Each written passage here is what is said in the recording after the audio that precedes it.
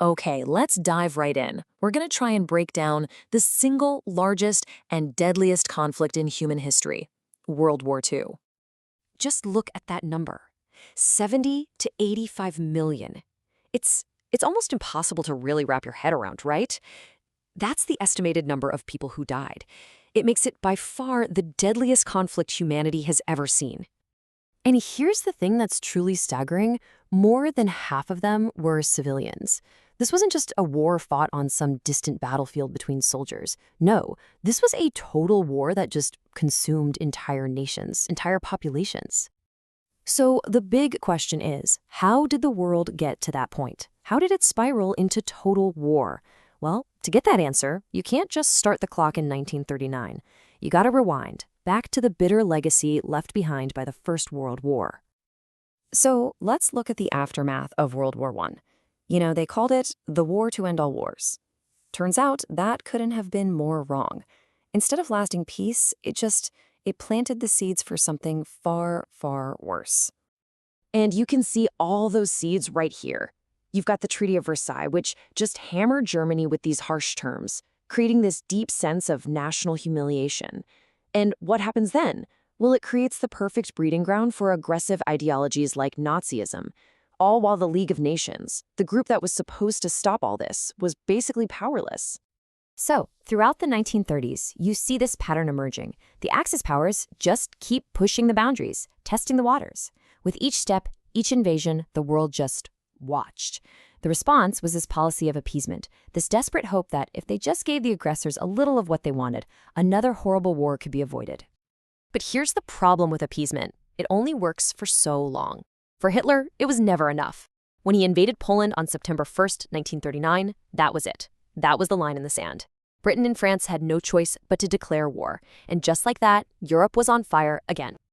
Now, this war, it wasn't going to be like the last one. No slow, grinding trench warfare. This was something new, something terrifying. The early phase was all about shocking speed, brutal efficiency, and one German success after another. They called it Blitzkrieg, lightning war, and it's exactly what it sounds like. Germany just steamrolled across Europe using tanks, planes, and infantry in this perfectly coordinated storm. Within months, France had fallen. It was an absolute shock, and it left Britain standing almost completely alone against this massive Axis machine. And this really sets the stage, doesn't it? You can see the major players right here. On one side, you have the Axis, and on the other, the Allies. And what an unlikely team they were. You've got capitalist democracies like the US and the UK in bed with the communist Soviet Union. They were really only united by one thing, having a common and very dangerous enemy. 1941. This is the year the conflict just explodes into a true world war.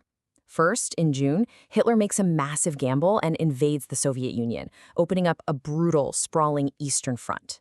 Then, just 6 months later, on the other side of the world, Japan attacks Pearl Harbor. And that, right there, brings the industrial powerhouse of the United States into the war. The board was set for a global showdown. For those first few years, the Axis powers just seemed unstoppable. They had conquered entire continents, they controlled the seas. It really looked like they might win. But all that momentum, it was about to hit a brick wall. Yeah, this period, 1942 to 1943, was absolutely critical. It wasn't just one thing, but a series of major Allied victories that completely shifted the course of the war. Let's look at 3 key battles that happened all across the globe.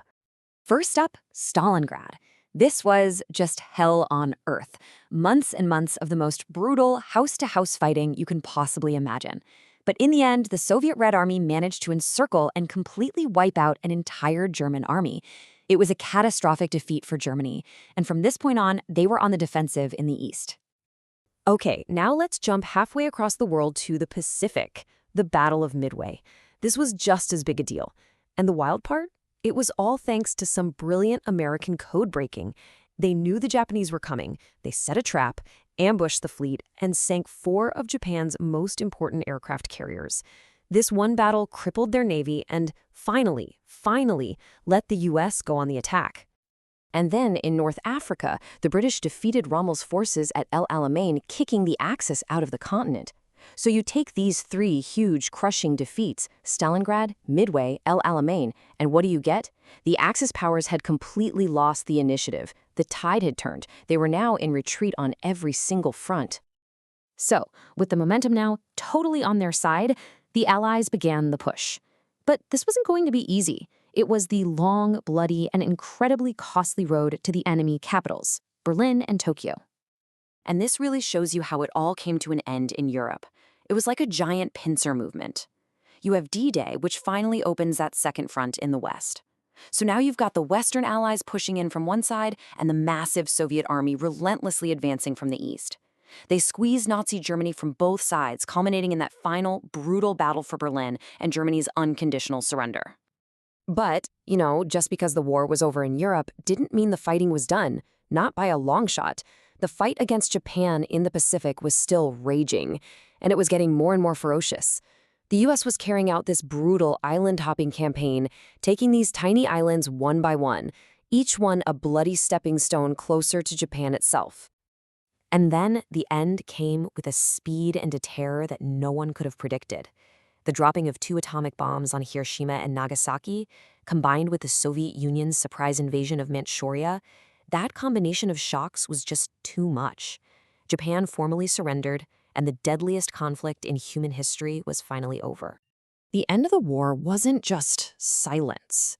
It was the violent birth of a completely new global era. Seriously, the world of 1945 was almost unrecognizable from the world of 1939. And the human cost, the numbers are just staggering. It's almost impossible to really process. While the losses were global, just look at the Soviet Union and China. We're talking an estimated 27 million and 20 million dead, respectively. It's a scale of loss that is just beyond words. The war didn't just damage the old world order, it completely shattered it. You can see the contrast right here. The great European empires, they began to crumble. The failed League of Nations, replaced by the United Nations. And out of the rubble, 2 rival superpowers rose up, the United States and the Soviet Union, setting the stage for the next 50 years of history, the Cold War. So much of the world we live in today was forged in the fires of World War II. The alliances, the technologies, it all has roots in this conflict. Which leaves us with this huge question, one that's still so relevant. What lessons have we truly learned from it all? That's something to think about as we continue to navigate the world this war created.